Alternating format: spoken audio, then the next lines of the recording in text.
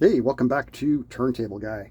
On the bench today, we have a very nice turntable. This is a Systemdek model iix. Is that a Roman numeral?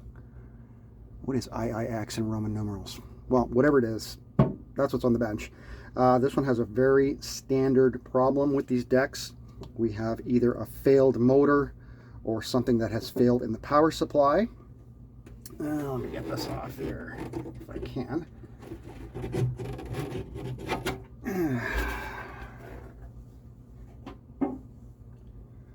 This is a very simple deck. There's very little to it.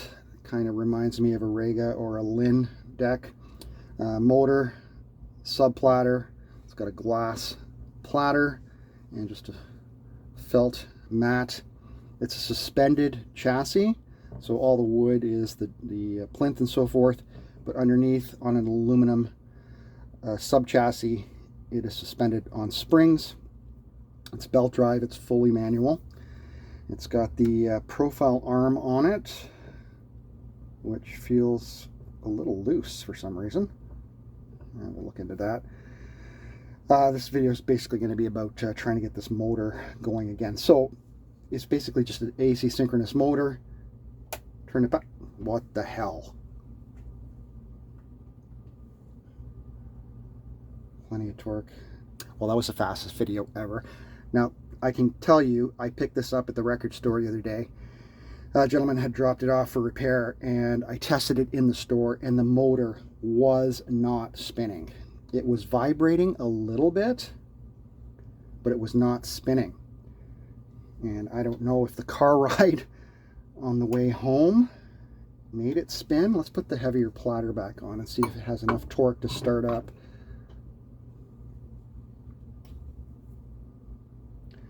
Wow, that's frustrating as hell.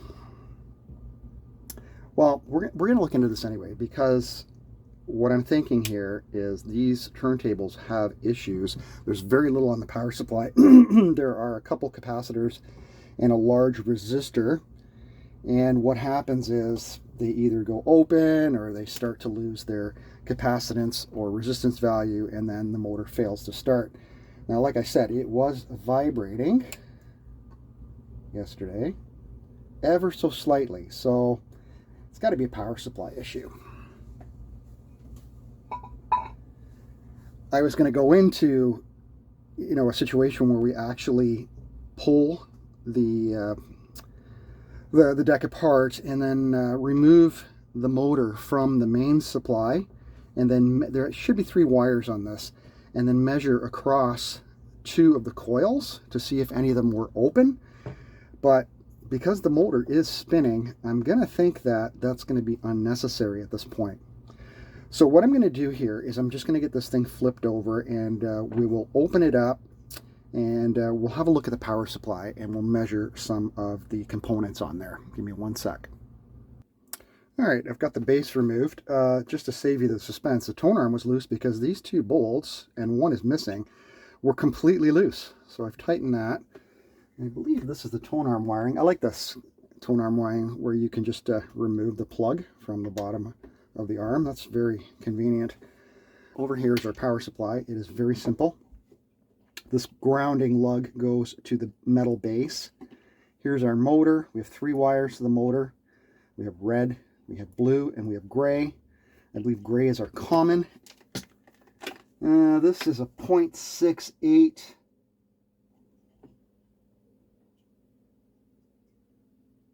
at 400. I might have a 0.68, and these 2 I cannot read, but I'm going to guarantee you that something here is out of spec, and that's probably the reason why the motor wasn't going. Now, like I said, the trip here could have shook something up, or who knows, right? I mean, electronics can be weird. So I'm gonna measure them, and I'm gonna see if I can find some specs first to see what. Well, let's see what this resistor is. I suppose I could find out by the colors. It's a 2.2 kilo ohm. And let's see if I can get a measure on this cap here. A little difficult to get my probe in there.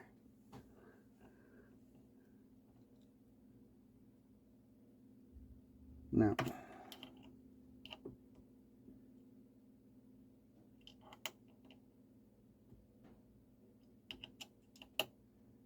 I'm gonna have to pull this board up just to see what these values are. I'm gonna look online, see if I can find some kind of service manual, or just scour the net for, there should be lots of threads on this power supply, just to see what the appropriate values for these are, and then maybe pull them and measure them on an appropriate, get them out of circuit and measure them. So give me a moment here. I'm going to see if I can find some specs on those. Before I go searching for specs on that power supply, I want to show you something here. I thought I would measure it across the switch. Interesting enough, this power supply, it switches both the neutral and the hot. Usually in North America, we just switch the hot side and the neutral just goes direct to the power supply. So I'm not exactly sure why they're doing that. But just to give you an idea here, now the switch seems okay. There are two terminals. So that's the switch closed. That's the switch open. Check the bottom terminals. That's the switch open. That's the switch on. So nothing wrong with the switch. Just thought I would check that. Just wanted you to see that. And I really don't understand why they're switching the neutral as well. Anyway, I'll be back. Okay, I seem to have come across the correct values for these. Well, this is a 0.68 microfarad at 400. So we're going to measure this one. It's printed right on there. I do have these in stock, actually, except I've got 230 volt. No, what do I have? Almost 300 volts. So that'll be fine. I mean, we're only running 120 here in North America, so shouldn't be an issue. Can you see that? Let's see what we got here. It's fine. 657.2 nanofarads. It's down a smidge. ESR 7.7. Okay, the next two caps here are, change my glasses. They are 0.01s at 400. Let's measure that.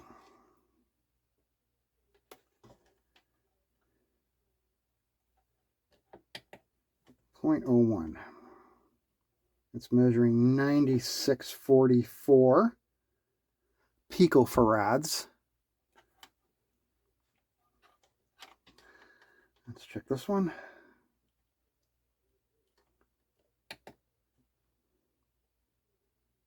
.8235 picofarads. So that would be what, 0.008. So this is probably down, right? Maybe they're both down. The good news is I have all this in stock. So I've got 0.01s here, which is exactly what we need, 0.01. These are all X2 rated caps. My voltage rating's a little bit low. What's this one here?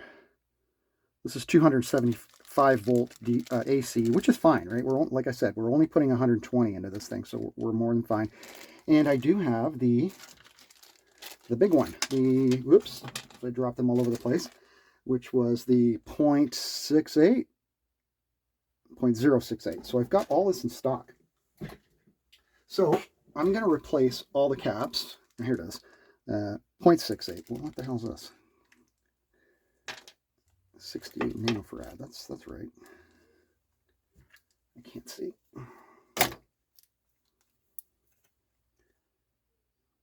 Yeah. No, that's 0.068. I'm off. Shit. Okay. Well, this one measured fine. So maybe this one goes back in for now. I'll go out and I'll grab a 0.68. And I'm going to change out, I do have these ones in stock, so I'm going to change out these suckers here. and put some X2 rated caps there. So let me do that. The resistor, just so we know, the resistor is a 210 ohm. And what were we getting on that? We were getting, excuse the mess, 210. Yeah, what? 210 ohm? And this is 2.10 kilo ohm. I'm wondering if I'm looking at the right, this might be the resistor for the 240 volt supply. That, because I'm looking at, I'm on a thread on Vinyl Engine, and it has an extra capacitor. And unlike mine, where it has 2.01 caps, it has a 1 microfarad. So that could be incorrect. This may be a 210 in 240 supply, and it could be a 2 kilo ohm for North American supply. I don't know. I'm going to have to keep looking into that, because looking at the stripes here, they're different than the photo on the web page I'm looking at. So anyway, I'm going to replace these caps with this cap. I'm going to do that first, and I'll probably just end up throwing this back in for now and just see if we're spinning okay. Anyway, I'll be right back. Okay, our new caps are in, and I think this resistor might actually be the problem. So, looking at the DigiKey resistor color chart, we have red, brown, brown, gold. Red, brown, brown, gold is a 210 ohm resistor. Looking at the picture on the website, it looks identical. I see red, brown, brown, gold, which is 210 at 5%. When we measure our resistor for the third time, we're definitely getting roughly 2.2 kilo ohm. So I think our resistor is the problem here. Okay, so I don't have that in stock. I know I don't. I'll have a quick peek, but I'm pretty sure I don't have anything like that. I got 100 ohm. What's this? 6K, 12K. I don't have any of these. Okay, I did something here just for testing. I had a couple of these 100 ohm resistors. I think these are 5 watts. I just put them in series. So we've got 200 ohms where we need 210. I think we're okay with a 5%. The original were 5%, so we're okay. We're at 200 ohms instead of 210. So let me mount this all. Get the power board back on, get the case back on, and we'll just do a test. I want to get this ground attached, and we'll see how it works. Okay, got the base back on. Let's give her a go here. Hey, spinning nice. A good torque. I mean, these aren't the torquiest motors, but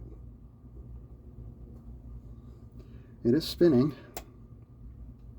Probably just going to leave that 200 ohm resistor in there. Anyway, so if you have a Systemdek iix, so iix is 9, it's iix 8, because I always thought that VIII was 8. Anyway, if you have one of these decks and you're having issues with your motor, you might want to change those components. Definitely have a look at that resistor.